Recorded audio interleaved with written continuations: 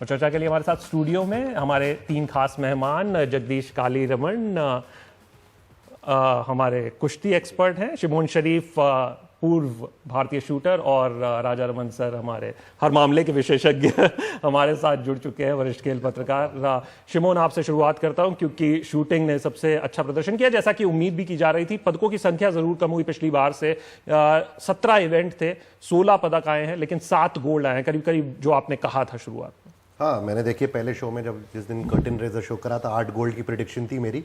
एक मेहुली गोश्त से का गोल्ड बहुत करीब आई वो गोल्ड के, और वो चूक गया। शूट ऑफ सिंगल शॉट होता है, और मेहुली ने थोड़ी सी गलती करी क्योंकि पीछे जो क्राउड चेयर करने लग गई उनको 10.9 मारने के बाद, तो थोड़ा सा वो कंफ्यूज हो गई। उन्होंने सोचा गोल्ड आ गया और वो कंफ्यूज हो गए, तो एक गोल्ड वहाँ मिस जरूर हुआ।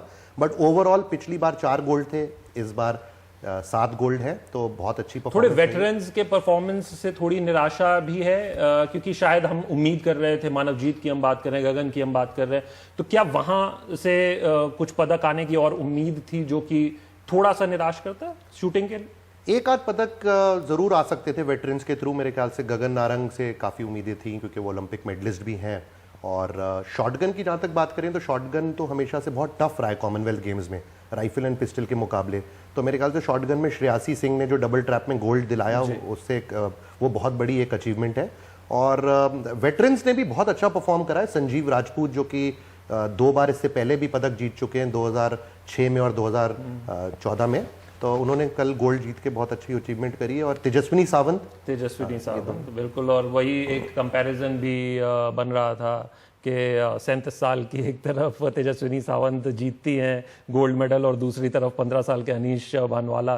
तो ये भी एक अच्छी चीज़ है इस कॉमनवेल्थ गेम्स की। अगर हम ओवरऑल बात करते हैं राजा सर की, जिस तरीके से भारतीय टीम का प्रदर्शन रहा है, और पेयर्स इवेंट्स भी नहीं हैं, और उसके अलावा भी अगर हम 2010 की भी बात करते हैं, उससे अगर हम तुलना करते हैं, क्योंकि नंबर 1 हमारे लिए कॉमनवेल्थ में वहां पर 101 पदक आए थे, तो 66 पदक से आप खुश हैं? खुश जरूर होना चाहिए। जब भारतीय टीम इतने सारे मेडल लेकर आती है, हर एक भारतीय को खुश होना चाहिए। और संतुष्ट नहीं हूं क्योंकि और ज़्यादा मेडल की एक्सपेक्टेशन थी, और फिर परफॉर्मेंस और बेटर हो सकता था। कई एथलीट्स का परफॉर्मेंस और बेटर हो सकता था। मेडल के बाहर भी कुछ अच्छे खिलाड़ी हैं। मोहम्मद अनास है, 400 मीटर जो दौड़े हैं, हिमा दास है, जिनसन जॉनसन है, मेरे फेवरेट श्रीहरि नटराज है, तेजस्विन शंकर है। कई ऐसे खिलाड़ी हैं जिनके पास मेडल नहीं है, लेकिन उन्होंने अच्छा प्रदर्शन किया है, खास करके वर्ल्ड क्लास इवेंट्स एथलेटिक्स और स्विमिंग में। और मुझे लगता है कि जब तक ऐसे प्रदर्शन, और किसी को पता भी नहीं है कि हमारी लॉन बॉलिंग की टीम क्वार्टर फाइनल खेली है ऑस्ट्रेलिया को हराकर, और वेल्स के साथ जीतते जीतते हारी है। तो ये वो स्पोर्ट्स हैं जहां पर ज्यादा वो नजर कम पड़ती है, हाँ, लेकिन आप मेडल का जो वैरायटी देखिए, कितने सारे खेल है, 9 खेल आपने दिखाए। बिल्कुल, दैट इज वेरी हार्टनिंग, बहुत अच्छी बात है। बिल्कुल। और जगदीश, अगर हम रेसलिंग की बात करते हैं, अगर आप इवेंट्स, नंबर ऑफ इवेंट्स के लिहाज से देखेंगे तो शायद सबसे सफल स्पोर्ट रेसलिंग, कुश्ती को ही कहा जाएगा। 12 इवेंट्स थे, 12 के 12 में पदक आते हैं, लेकिन क्या निराशा भी है क्योंकि मैं जानता हूं 5 गोल्ड आए हैं, या हमारी उम्मीदें ज्यादा हो गई हैं कुश्ती से? देखिए, उम्मीदें तो हमेशा ज़्यादा रहेंगी, और उम्मीदों के अनुसार प्रदर्शन भी किया, पर मैं ये कह सकता हूँ कि हमारी जो महिलाएं थी वो गोल्ड से चूक गई। जैसे हम बात करें पूजा ढांडा की, हम बात करें साक्षी मलिक की, हम बात करें बबीता की, तो ये 3 ऐसे मेडल थे जो गोल्ड में कन्वर्ट हो सकते थे। और वहाँ पर महिला पहलवानों ने थोड़ी सी टेक्निकल गलती करी और प्रेशर में आ गई, और जब प्रेशर में आप आ जाते हैं तो नेचुरल बात है, खिलाड़ी गलती करता है, और वहाँ पे इसी वजह से ये 3 गोल्ड हमारे और आ जाते हैं। मतलब 5 की जगह हमारे पास 7 या 8 गोल्ड होते। महिलाओं का थोड़ा सा प्रदर्शन मतलब नीचे चला गया, वो प्रेशर कह सकते हैं हम उसको, और एक ये कह सकते हैं कि कई बार आदमी हड़बड़ा जाता है। एक जो मोमेंटम था वो लूज कर दिया साक्षी ने। साक्षी बहुत क्लोज बाउट हारी है, वो गोल्ड की दावेदार थी और बहुत क्लोज बाउट थी, वो हार गई वो। फिर अगर हम बात करें पूजा ढांडा की भी, वो भी काफ़ी क्लोज बाउट थी। जब आप एक बार कंसंट्रेशन मोमेंटम लूज कर जाते हैं रेसलिंग जैसे खेल में, और स्कोर आपका आगे चला जाता है तो उसको चेस करना बड़ा मुश्किल हो जाता है क्योंकि समय बहुत कम है।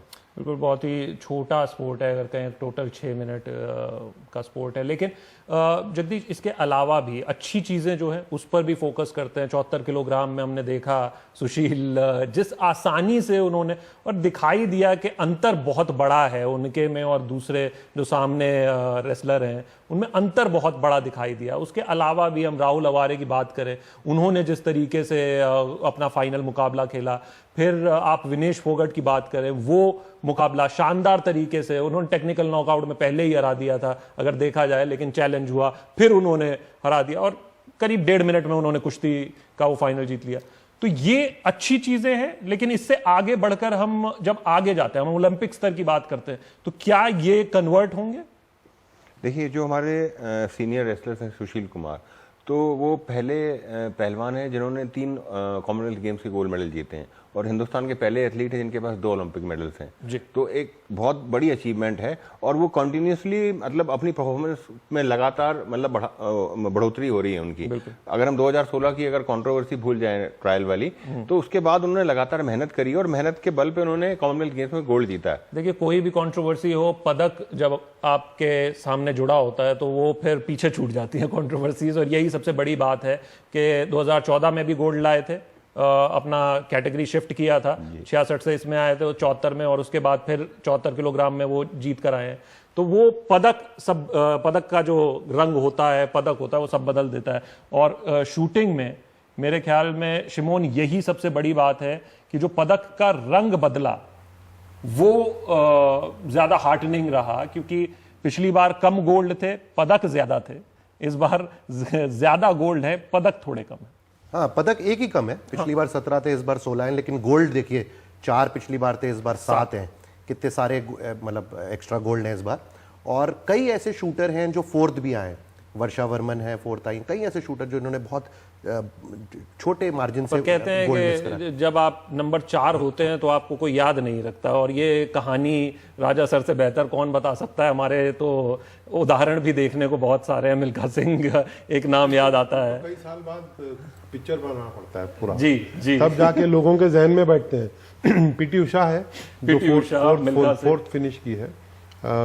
किसी को याद नहीं रहता अभिनव बिंद्रा के बाकी सारे ओलंपिक गेम कैसे हुए थे, सबको याद है बीजिंग में उन्होंने गोल्ड जीता है। तो जब आप मेहनत करते हैं, कोई परिश्रम में कमी नहीं थी, कोई इच्छा में कमी नहीं थी, लेकिन रिजल्ट अगर हमारे अनुसार नहीं आते तो लोग याद नहीं रखते। तो जाहिर सी बात है, हमारी समाज ऐसी है, लेकिन there have been some really very good performance. Very good performance जो है शिबून, वो आए कहां से हैं ये भी फोकस करना होगा। हम जैसे शुरुआत में बात कर रहे थे कि जो युवा आ रहे हैं 16 साल 15 साल, मनु भाकर, अनीश भानवाला, उसके अलावा मेहुली घोष का हमने जिक्र किया था, और वही गोल्ड लाकर दिए उन्होंने आपको।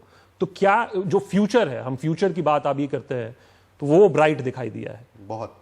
बहुत तगड़ी बेंच स्ट्रेंथ है शूटिंग की इस वक्त। वो ये जो टीनेजर्स थे 3, मनु भाकर, अनीश बनवाले, जो कि सबसे छोटे खिलाड़ी 15 साल की उम्र में बने, कॉमनवेल्थ गेम्स गोल्ड मेडलिस्ट बने, इनकी अगर बात करें तो इनसे उम्मीदें बहुत थीं और इनके ऊपर प्रेशर भी रहा होगा, क्योंकि अभी इन्होंने हाल में ही 1 महीने के अंदर वर्ल्ड कप में भी मेडल जीता था, गोल्ड मेडल जीते थे, और उन्होंने पूरी अपनी मतलब प्रेशर को कंट्रोल करते हुए उन्होंने अच्छी परफॉर्मेंस दी है। उनको बिल्कुल इफेक्ट नहीं करा कि वो पहली बार कॉमनवेल्थ गेम्स खेल रहे हैं, ऐसा कोई उनको किसी चीज़ का उनके ऊपर प्रेशर नहीं दिखाई दिया, और उन्हें बहुत अच्छे स्कोर्स के साथ, मन्नू भाकर का स्पेशली स्कोर क्वालिफिकेशन में 388। बिल्कुल। और एक फाइनल सम अप करना चाहूंगा कि अब यहाँ से कहाँ जाता दिखाई दे रहा है ये जो भारतीय खेल की अगर हम बात करते हैं, राजा सर आपसे शुरुआत करते हुए, क्योंकि अब 2020 ओलंपिक्स पे अगर हम नज़र डाल के देखें तो क्या बेहतर होगा?